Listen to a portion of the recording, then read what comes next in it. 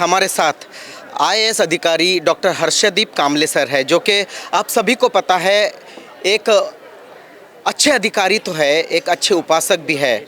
और हम 67वां महाप्रयाण दिवस बाबा साहब का यहाँ बाबा साहब को अभिवादन करने के लिए लाखों लोग यहाँ आए हैं।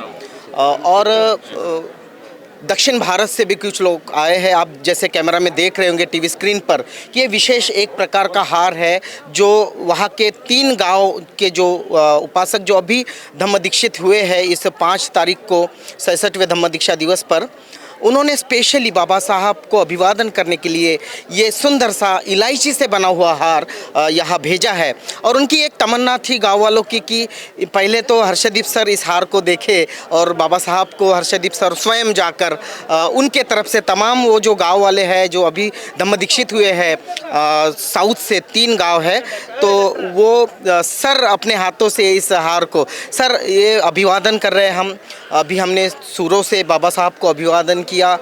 ये इस तरह की जो परंपरा रही है कि बुद्ध काल में हमने देखने को मिलती थी, अश्वघोष और तमाम तरह के जो बड़े नाटककार थे उन्होंने धम्म को संगीत के ज़रिए पहुंचाया, बुद्धों को अभिवादन किया कई वर्षों तक। उसके बाद ये परंपरा आपने शुरू की फिर से कि इस तरह से पारंपरिक जो संगीत है जिसको शास्त्रीय संगीत भी कहा जाता है और मुख्यतः जो बुद्धिज़्म से ही आया है, उसकी शुरुआत आपने की। इसकी कल्पना कहाँ से आपको आई थी? ये जब डॉक्टर बाबा साहब अम्बेडकर जी इनका 125वां जयंती वर्ष था, उस वर्ष पर हमने काफ़ी सारे कार्यक्रम जो है आयोजित किए थे और पूरे समाज के लोगों को हमने तब बुलाया था, जो ग्राउंड लेवल पे काम करते उनको भी, जो इंटेलेक्चुअल क्लास है उनको भी, जो शिक्षित है उनको भी हमने बुलाया था। और अलग अलग सजेशंस जो है उस टाइम पे जो आए कि 125वां जयंती वर्ष बाबा साहब का कैसे मनाना चाहिए। उसी टाइम पर बाबा साहब का जो परिनिर्वाण दिन भी था उसको भी हमने कैसे आदरांजलि देनी चाहिए, इसके ऊपर भी काफ़ी चर्चा हुई। और मैं पहले से ये मुझे भी ज्ञात है कि बाबा साहब खुद इनको संगीत में काफ़ी रुचि थी। वो खुद भी वायलिन जो है वो उसका प्रशिक्षण लेते थे। संगीत जैसे जात और व्यवस्था धर्म इसके परे के ऊपर है, सभी माइंड्स को कनेक्ट करता है। जो बुद्धा ने माइंड के ऊपर हमें जो बताया है, तो वो माइंड को कनेक्ट करता है, एक दूसरे के प्रति एक सहज भावना जो है पैदा करता है, एक दूसरे को बांध के रखता है। तो वो संगीत के माध्यम से हमने बाबा साहब को आदरांजलि देनी चाहिए। ये उद्देश्य से हमने ये भीमांजलि कार्यक्रम शुरू किया। हर 6 दिसंबर को 6 बजे हम लोग ये कार्यक्रम आयोजित करते हैं, जिसमें काफ़ी पूरे विश्व के जो जगमान्य शास्त्रीय संगीत में कलाकार है जो शिरकत करते हैं। और ये अभी 7 साल जो है, 7 साल इसको, ये 7वां साल था। हर साल हम लोग ये करते जाएंगे। डॉक्टर बाबा साहब अम्बेडकर विचार महोत्सव समिति जो मुंबई में यंग वॉलंटियर्स यूथ्स के साथ में जो कनेक्ट हुई है, स्थापन हुई है, उसका काफ़ी अच्छा काम यहाँ पर हमें देखने को मिलता है अलग अलग क्षेत्रों में। ये भीमांजलि कार्यक्रम उसी का, उनके हार्डवर्क का एक अच्छा नतीजा है। आज यहाँ पर हम लोग देख रहे हैं कि ये जो यहाँ पर काफ़ी लोग जो है वो नमन करने बुद्धा को, यहाँ पे बाबा साहब अम्बेडकर जी को नमन करने, उनको अभिवादन करने यहाँ पर आए हुए हैं। तो ये शुरू के माध्यम से फिर हमारे जो कार्य है, कर्म है, उस कर्म के माध्यम से बाबा साहब के विचारों का आदान प्रदान करना चाहिए। इस माध्यम को लोगों को इकट्ठा लाने के लिए और ये विचार जो है उनको बताने के लिए हमने ये भीमांजलि का कार्यक्रम शुरू किया। बिल्कुल सर, 67 साल हो गए धम्म दीक्षा को भी और बाबा साहब के महाप्रयाण को भी 67 साल हुए। इन 67 सालों में समाज में बहुत सा परिवर्तन हुआ है। जिस तबके से हम आए, हम दुनिया की पहली ऐसी रेस होंगे जो इस तरह की रेस होगी जो 70 सालों में वहाँ से यहाँ तक पूरी दुनिया में डॉक्टर्स, इंजीनियर्स, पायलट्स, तो ये 70 सालों का की जो प्रेरणा है वो डॉक्टर बाबा साहब अम्बेडकर इनके विचारों से है। एक ऐसा आदमी जो पैदाइशी, जिसको अछूत बोलते थे, अछूत का दर्जा दिया था ये यहाँ के समाज व्यवस्था ने, वो इस देश के संविधानकर्ता बन गए, संविधान के निर्माता बन गए। वो जितनी पढ़ाई लिखाई उन्होंने की थी, he was the most educated man of his time.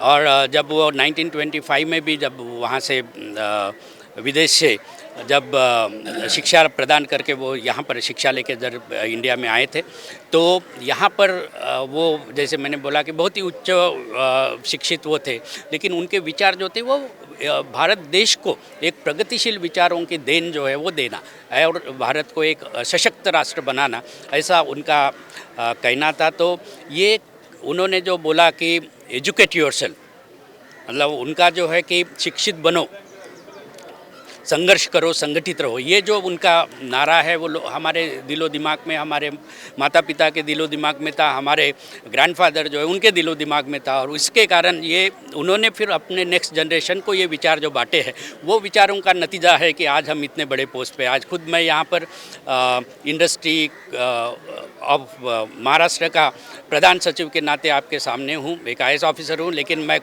फक्र के साथ कहता हूँ इसकी जो नींव है, जो मेरे मम्मी डैडी ने बचपन में हमको बाबा साहब के जो विचार दिए, वो नींव है जिसके कारण मैं आज यहाँ पर प्रधान सचिव के रूप में आपके सामने हूँ। तो ये हम लोग जो कर रहे हैं, ये बाबा साहब आम्बेडकर जी के विचारों को प्रचार प्रसार करने के लिए हम समझते हैं कि उनका हमारे ऊपर कर्ज है, उसको निभाने की हम थोड़ी सी कोशिश करते हैं। बिल्कुल, हम पर कर्ज है और उसी कर्ज को थोड़ा सा उतारने के लिए दक्षिण से हमारे कुछ उपासक मित्र आए हैं।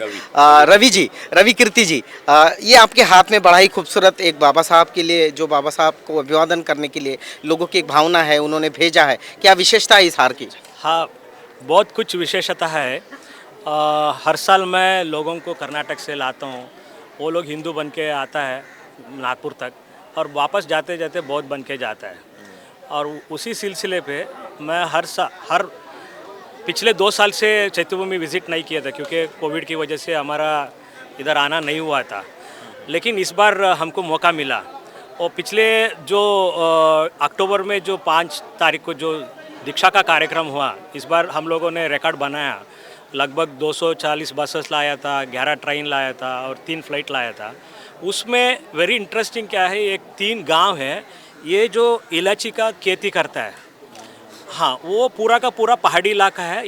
इलायची और कॉफ़ी और काली मिरी बहुत फेमस है उधर। वो पूरा गांव है ना, पूरा बुद्धिज़्म को अडाप्ट किया वो लोगों ने। जैसे हम लोगों ने सिर्फ बोलने के लिए लेबल बुद्धिस्ट है, लेकिन वो लोग प्रैक्टिकल बुद्धिस्ट हो गए।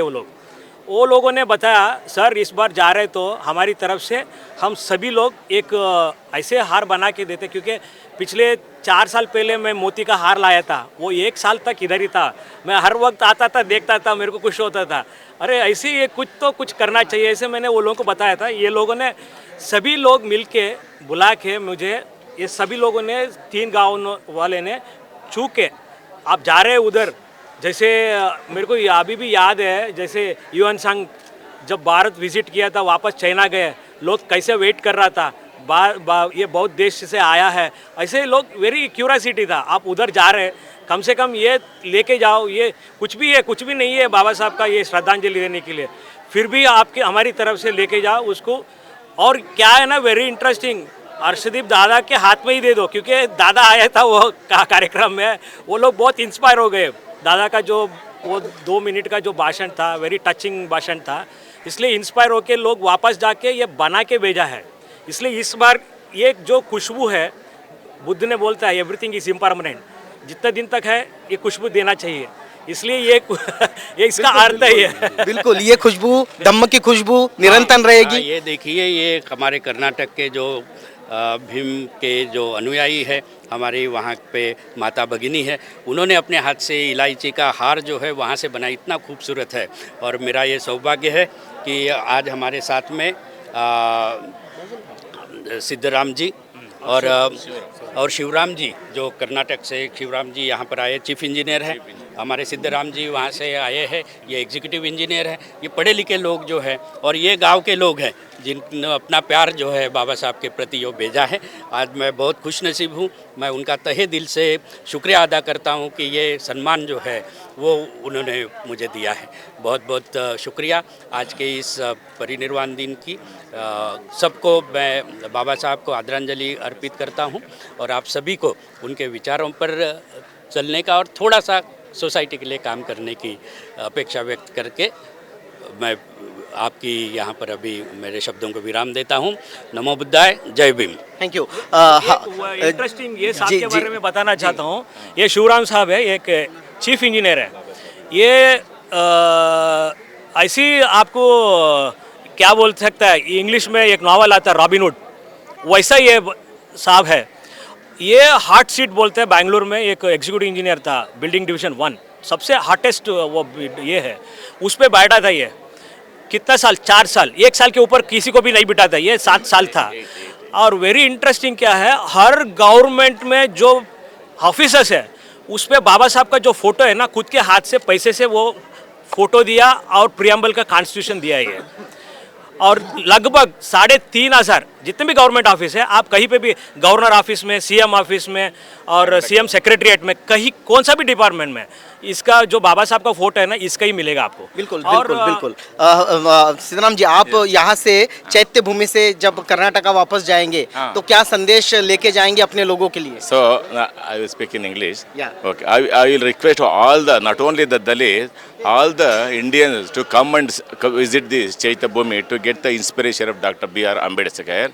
In my village and in my place where I am working, so many persons will ask me why you are so this follower of this Ambedkar. I used to say that I have got 2 fathers. Yes.